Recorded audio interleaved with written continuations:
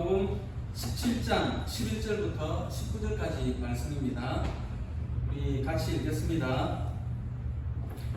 예수께서 예루살렘으로 가실 때에 사마리아와 갈릴리 사이로 지나가시다가 한 마을에 들어가시니 나병 환자 1명이 예수를 만나 멀리 서서 소리를 높여 이르되 예수 선생님이여 우리를 불쌍히 여기소서를 보시고 이르시되 가서 제사장들에게 그의 몸을 보이라 하셨더니 그들이 가다가 깨끗함을 받은지라. 그 중에 한 사람이 자기가 나은 것을 보고 큰 소리로 하나님께 영광을 돌리며 돌아와 예수의 발 아래 엎드려 감사하니 그는 사마리아 사람이라. 예수께서 대답하여 이르시되 10사람이 다 깨끗함을 받지 아니하였느니라. 그 9은 어디 있느냐?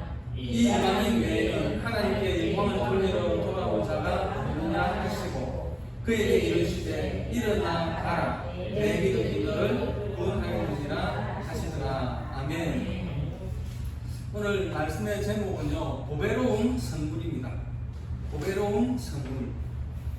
오늘 본문 말씀의 내용은 예수님께서 이제 공생애를 마치시려고 이제 예루살렘으로 올라가시는 길입니다.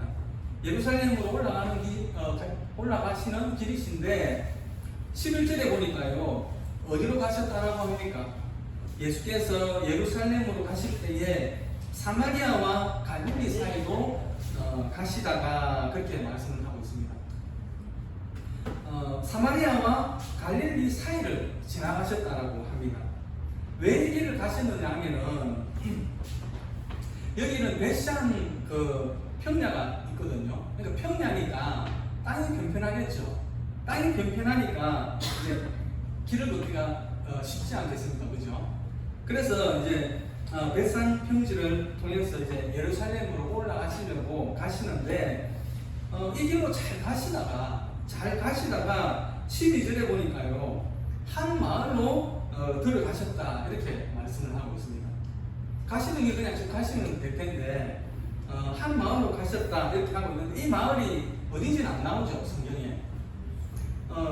브루킨이라는 마을입니다. 브루킨이라는 마을인데 중요한 거는 이 마을이 예수님이 가시고자 하는 그 길에서 제법 떨어졌다는 거예요. 떨어진 위치에 있는 마을이고 거기다가 산 위에 있는 마을입니다. 산 위에. 이스라엘은 지형이요, 평지가 얼마 없어요. 대부분 보면은 산지가 많고 평지가 얼마 없습니다. 그러니까 평지는 먹고 살아야 되니까 농사를 지어야 되겠죠.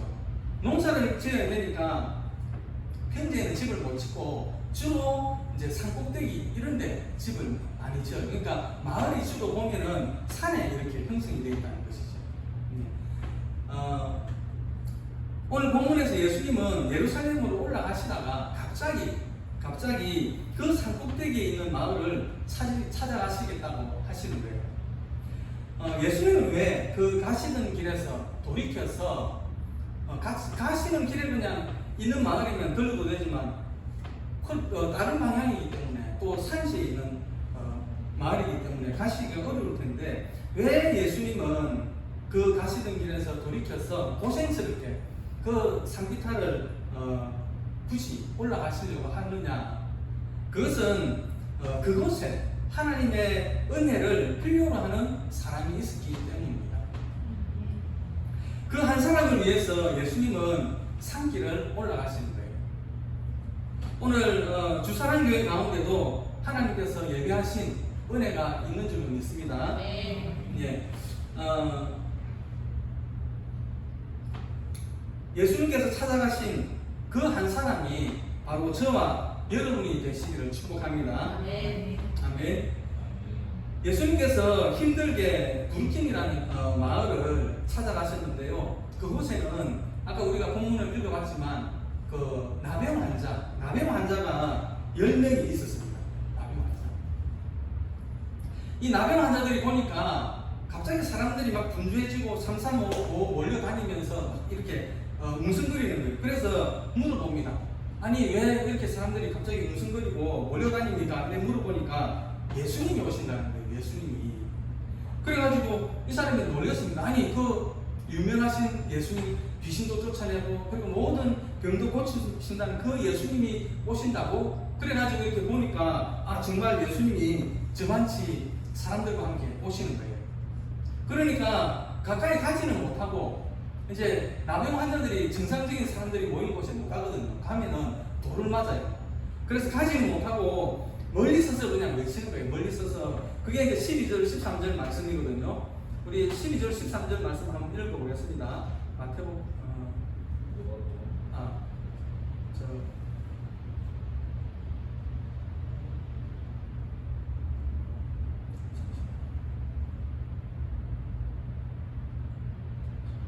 누가복음 그렇죠? 17장 11절부터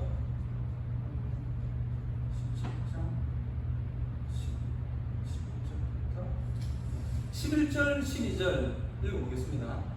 11절 12절 같이 읽겠습니다. 한 마을에 들어가시니 나병 환자 10명이 예수를 만나 멀리 서서 소리를 높여 이르되 예수 선생님이여 우리를 불쌍히 여기소서 하거늘. 그래서 예수님이 참 그들을 불쌍히 여기셔가지고 제사장에게 가가지고 너희 몸을 보이라 이렇게 말씀을 하시는 것입니다. 왜 제사장에게 가서 몸을 보이라고 하느냐 하면은 나병 환자들이 몸이 다 나았다는 것을 검사를 받아야 돼요.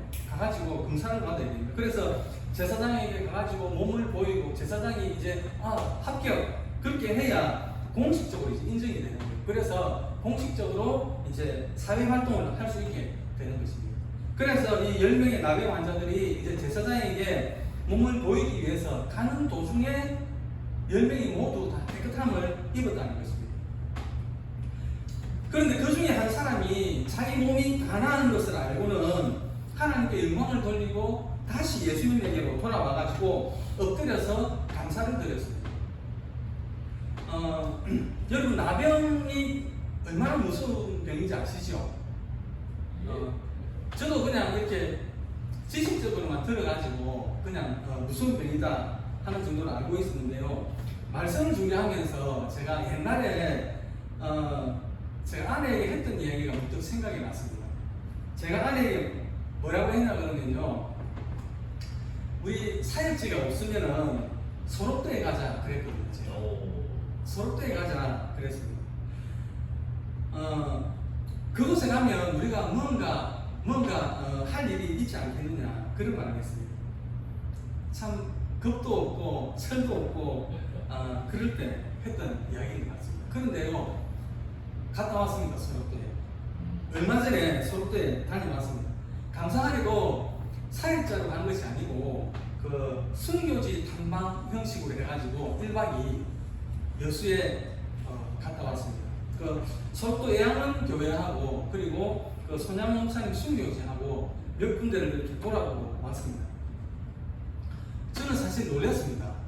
그 애양원 교회에 딱 도착을 했는데 제가 했던 이야기가 생각이 나는 거예요. 그래가지고 야 진짜로 보내시는구나 그런 생각이 드는 거예요. 그래가지고 놀라기도 놀랐고 또 사역자로 보내지 않고 이렇게 그냥 간단하게 둘러보고만 이렇게 갈 수 있게끔 하시는 거에 대해서 또 감사도 했습니다. 이것이 참 은혜인 줄 압니다. 만약에 사역자로 보냈다고 생각을 해보십시오. 어떻게 할 뻔했습니까? 예, 그곳에 가보니까 이 전시를 다 해놨더라고요. 전시를 해놨는데 사진도 있고 그리고 그때 당시 그분들의 어떤 치료를 받던 치료를 하던 기구들 그리고 전부 다 있더라고요. 전부 다 있었는데 보통 사람들이 보기에는 솔직히 좀 끔찍했습니다. 1900년대만 해도 그렇게 끔찍한 생활을 했었는데 우리 예수님 시대에 그 나병 환자들의 삶이란 얼마나 고되고 사랑대접도 못 받고 멸시와 침대를 받으며 손가락질을 받는 그런 삶이었겠느냐라는 것이죠. 그런데요, 그 끔찍하고 고통스러운 그 가운데서 예수님이 구원을 해주셨잖아요. 그죠? 구원을 해주셨는데 고맙다고 인사를 하고 온 사람이 한 명밖에 없었다는 것이죠. 그것도 이방인이 사마리아인 한 명만 돌아와서 예수님 앞에 감사하다고 영광을 돌렸다라는 것이죠. 우리 누가복음 17장 17절 18절 한번 보겠습니다.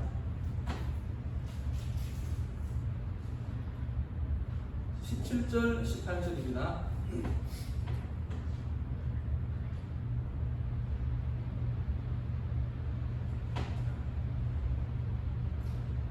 17절 18절 같이 읽겠습니다. 예수께서 대답하여 이르시되 10사람이 다 깨끗한 걸 받지 아니하였느냐 그 아홉은 어디 있느냐 이 이방인 외에는 영광을 돌리러 돌아온 자가 없느냐 하시고.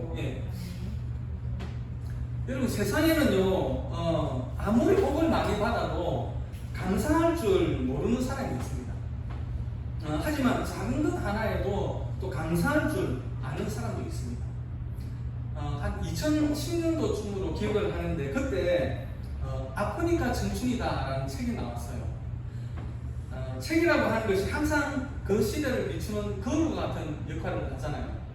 그러니까 아프니까 청춘이다라는 책이 출판이 되고 또 그 책이 인기서적으로 잘 팔린다고 하는 것은 그 시대의 청춘들이, 그 시대의 젊은 청년들이 대부분 그런 아픔을 겪고 있었다라는 이야기거든요.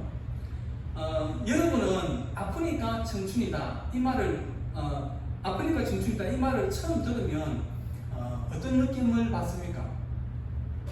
뭔가 좀 괜찮아, 네 나이 때는 다 그렇게 고생하며 사는 거야, 힘들어도 포기하지 말고 열심히 살아, 이 정도의 의미가 내포되어져 있는 말인 것 같습니다.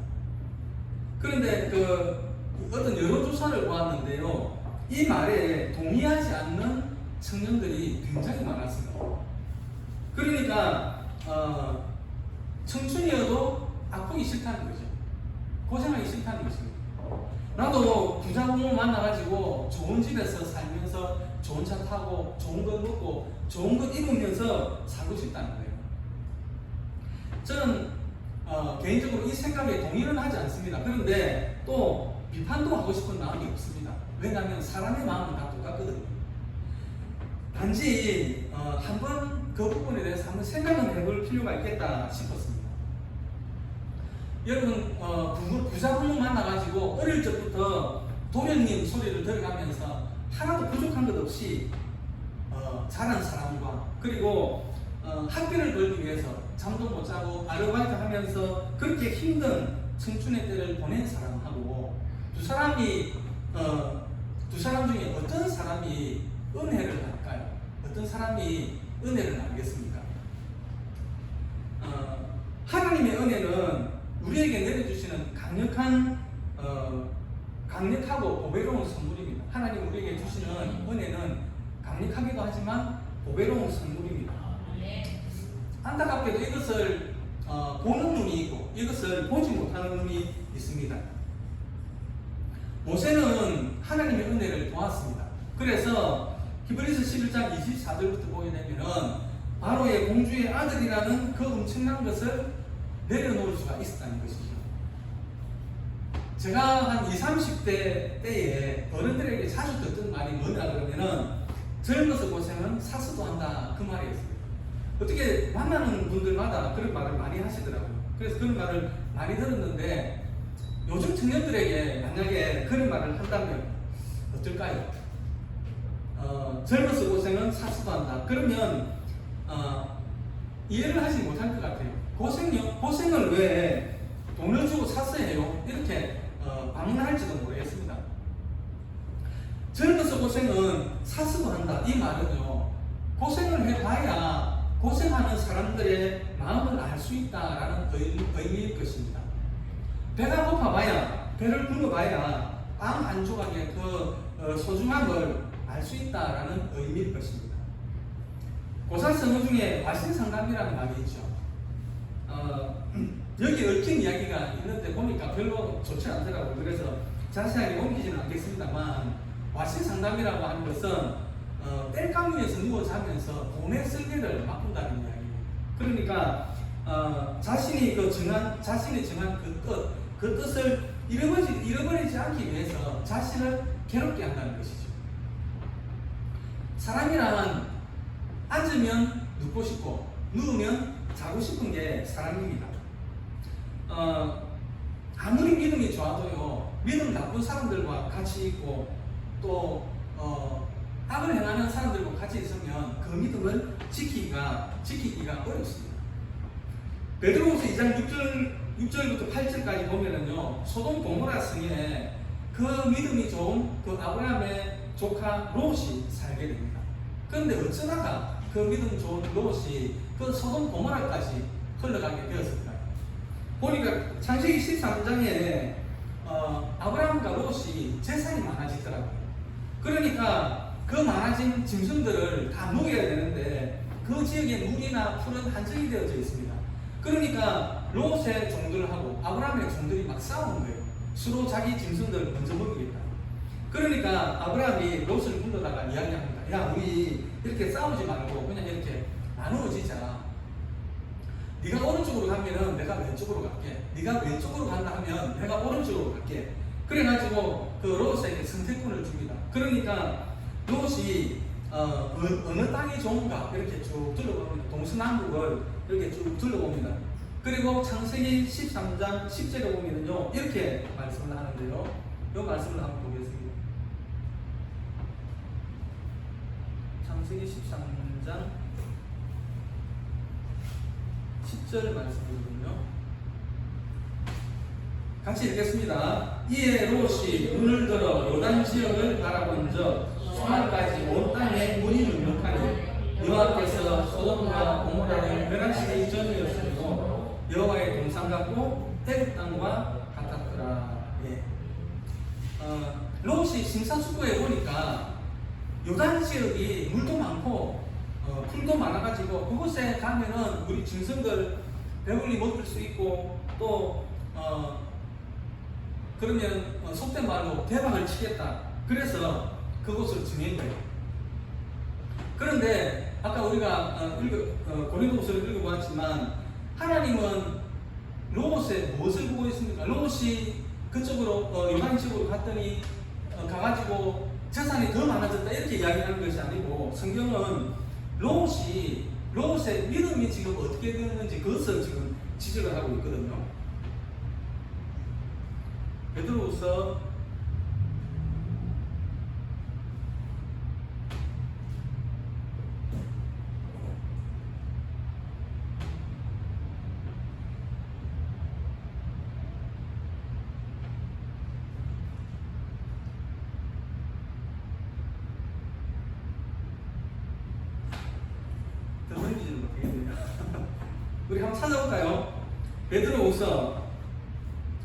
2장 6절에서 8절까지 말씀을 한번 찾아보겠습니다. 베드로후서 2장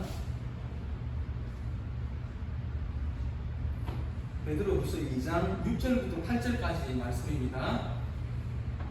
같이 읽어보겠습니다. 소돔과 고모라 성을 멸망하기로 정하여 제가 되게 하사 구세에 경건하지 아니한 자들에게 본을 삼으셨으며 음란한 행실로 말미암아 고통당하는 그런 롯을 건지셨으니 이는 이 의인이 그들 중에 거하여 날마다 저 불법한 행실을 보고 들음으로 그 의로운 심령이 상합니다. 롯이 그 요단 지역으로 가가지고 믿음이 좋아졌다고 합니까? 나빠졌다고 합니까? 의로운 심령이 상했다라는 것은 믿음이 떨어졌다는 말이거든요. 왜 떨어졌습니까? 소돔 고모라 성의 사람들이 음란했잖아요. 악을 행했잖아요. 그러니까 그것을 날마다 보고 들음으로 그 믿음이, 롯의 믿음이 떨어졌다는 것입니다. 여러분, 모세가 만약에 이스라엘 민족하고 같이 출애굽을 안 하고 그냥 그 애굽에서 바로의 공주의 아들로서 살았다면 모세가 그 믿음을 지킬 수 있었을까요? 저는 100% 떨어졌을 것이다 이렇게 생각을 합니다. 이방신을 섬기는 민족들은 대부분이 다 음란하고 또 물질을 최고로 칩니다. 그런데 말 한마디면 뭐든지 다 할 수 있는 그 공주의 아들이 그곳에서 믿음을 지키며 산다는 것은 거의 불가능한 일입니다. 그래서 모세는 그 그것을 알았다는 것이죠. 자기가 거기 애굽 땅에 있다가는 믿음을 지킬 수 없다는 것을 알았습니다. 그래서 은혜가 없으면 믿음으로 살 수 없다는 것을 알았기 때문에 바로의 공주의 아들이라는 그 엄청난 그 자리를 거절하고 하나님의 백성과 함께 광야의 길을 걷는 것을 선택했다는 것입니다. 왜냐하면 말씀으로 살아가는 것이 은혜를 받는 길이기 때문입니다. 그러면 모세는 왜 그렇게 은혜를 받으려고 했을까요? 첫째는요, 은혜는 우리에게 하나님의 사랑과 관심을 나타내는 것이기 때문에 그렇습니다.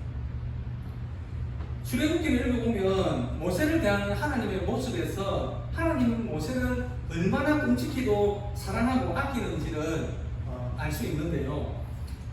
출애굽기 32장에 보면은 이스라엘 민족이 금송아지를 만들죠. 금송아지를 만들었는데 그때 하나님이 화가 되게 많이 났어요. 얼마나 화가 났느냐 하면은 출애굽을 지킨 그 이스라엘 민족을 전부 다 죽이려고 했습니다. 말씀이 좀 긴데요. 기도도 한번 읽어보겠습니다. 출애굽기 32장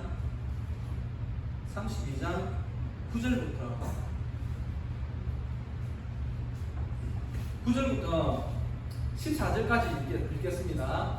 여호와께서 또 모세에게 이르시되, 여기 나오죠. 이 백성을 보니 목이 뻣뻣한 백성이로다. 그런즉 내가 하는 대로 두라. 내가 그들에게 진노하여 그들을 진멸하고 너를 큰 나라가 되게 하리라.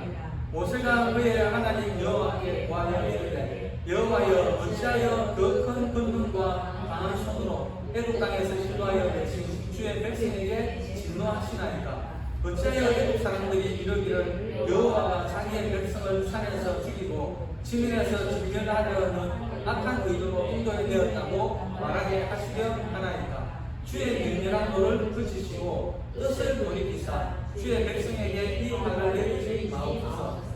주의 종 아브라함과 이삭과 이스라엘을 기억하소서. 주께서 그들을 위하여 주를 가리켜 맹세하여 이르시기를, 내가 너희의 자손을 하늘의 별처럼 많게 하고 내가 허락한 이 온 땅을 너희의 자손에게 주어 영원한 기억이 되게 하리라 하셨나이다. 여호와께서 뜻을 돌이키사 말씀하신 말을 그 백성에게 내리지 아니하시니라. 아멘. 예. 10절에 보니까요, 그런즉 내가 하는 대로 두라. 내가 그들에게 진노하여 그들을 진멸하고 라고 했습니다.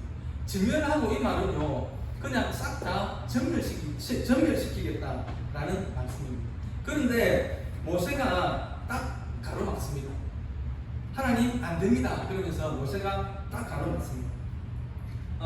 출애굽기 32장 32절에 보면요, 차라리 내 이름을 모세가 하나님에게 이 백성 용서해 주시고 용서 안 해 주실 것 같으면 차라리 내 이름을 기록하신 책에서 지워버려 달라고 이렇게 기도를 합니다. 기록하신 책이 생명책인 것 같아요. 생명책, 계시록이 생명책인 것 같은데, 그렇게 하나님이 이 백성들을 다 죽이겠다고 하니까 모세가 딱 나서가지고 하나님 안 됩니다. 차라리 저를 그 생명책에서 제 이름을 빼시고 이 백성들은 살려주십시오. 이렇게 말을 했다는 것이죠. 여러분, 눈치를 채시는지 모르겠는데 지금 모세와 하나님과의 이 대화의 모습은 완전히 아버지와 아들의 대화입니다. 완전히 아버지와 아들의 대화입니다. 전에는 안 그랬거든요. 전에는 모세가 하나님을 두려워했습니다. 감히 하나님 앞에 말을 못했습니다. 근데 지금 보면은 거침이 없죠. 하나님이 말씀하는데 딱딱 끼어들어가지고 자기 할 말 다 합니다. 출애굽기 19장에 보면요, 이스라엘 민족이 시내산에 도착합니다. 그런데 그때 거기서 하나님께서 그 이스라엘 민족과 그 대면하시는 모습을 보면 인간이 감히 하나님의 그 하나님 근처에 근접할 수 없는 그런 위험이었습니다. 또 출애굽기 3장에 그 모세가 처음 그 떨기나무 가운데서 하나님의 사자가 그 모세를 부르는 그 장면에서도 보면 모세는 하나님 앞에 두려워했습니다. 그런데 조금 전에 읽은 이 32장에서는 그 두려움이 안 보인다는 것이죠. 그 두려움이 안 보입니다. 그만큼 모세와 하나님과의 관계가 완전한 관계로 발전이 되었다는 거예요. 그러니까 아버지와 아들의 관계처럼 발전이 된다는 것입니다. 32장 10절에 그런 지금 그 32장 그 금송아지 만드는 사건 때문에 하나님이 화가 많이 났죠. 그래서 그 32장 10절에 보면 내가 하는 대로 두라. 하나님 그래요. 내가 하는 대로 두라. 근데 그 모세가 딱 맞습니다. 하나님이 모세니 비키라, 내가 그냥 이 백성들 다 그냥 죽이겠다 이렇게 하는데도 모세가 하나님 앞을 딱 맞습니다. 참 간이 큰 것 같습니다. 하나님이 하시겠다고 하는데 그 앞을 막을 사람이 누가 있겠습니까? 근데 모세가 딱 났습니다. 딱 나서서 맞습니다. 과거에는 그 술을 먹는 사람들이 술 먹고 이웃들하고 이렇게 다투는 일이 종종 있었습니다. 막 술 먹고 큰 소리로 싸우고 막 그러한 일들이 종종 있었거든요. 근데 아무리 큰 싸움이 나도 그 집에 아들이 나와가지고 아버지 들어가기 싫다라고 안고 밀고 들어갔거든요. 아무리 큰 싸움도 그냥 끝나버립니다. 왜 그러냐 하면은 아들을 아끼거든요. 아들을 사랑하기 때문에 아버지가 화나가지고 저 집에 좀 당신들 이래 하다가도 아들이 나와가지고 아버지 갑시다 그러면서 안고 그냥 들어가 버리면 그냥 못 이긴 척하고 들어가거든요. 딱 그 모습인 것 같습니다.